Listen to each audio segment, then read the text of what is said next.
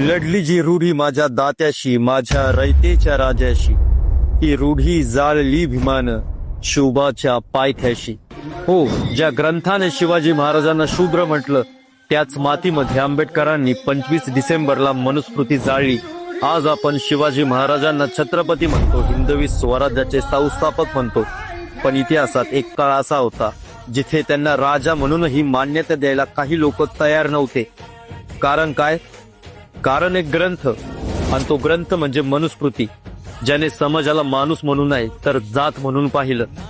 त्याच ग्रंथात शिवाजी महाराजांसारख्या पराक्रमी योद्ध्यालाही शूद्र ठरवलं गेलं. मग म्हणून काय झालं?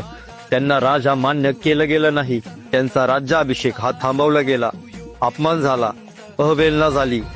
ते क्षत्रिय नाही, ते योग्य नाही, अशा शब्दांनी स्वराज्याच्या राजाला जातीय चौकटीत अडवण्याचा प्रयत्न झाला.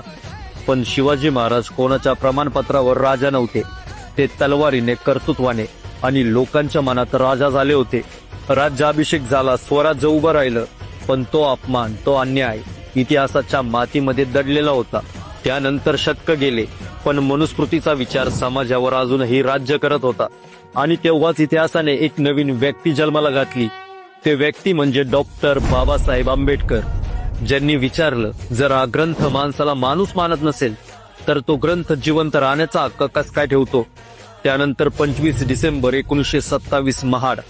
डॉक्टर बाबासाहेब आंबेडकर हातात मशाल घेऊन उभे राहिले आणि त्यांनी मनुस्मृती ही जाळली. ही आग कागदाची नव्हती, ही आग होती अन्यायाविरुद्ध, अपमानाविरुद्ध, शिवाजी महाराजांसारख्या इतिहासातील प्रत्येक शूद्र ठरवलेल्या माणसासाठी. ज्या मातीत शिवाजी महाराजांचा राज्याभिषेक झाला, त्याच महाराष्ट्राच्या मातीत मनुस्मृती ही जाळली गेली. मित्रांनो, हा योगायोग नव्हता. Download ShareChat.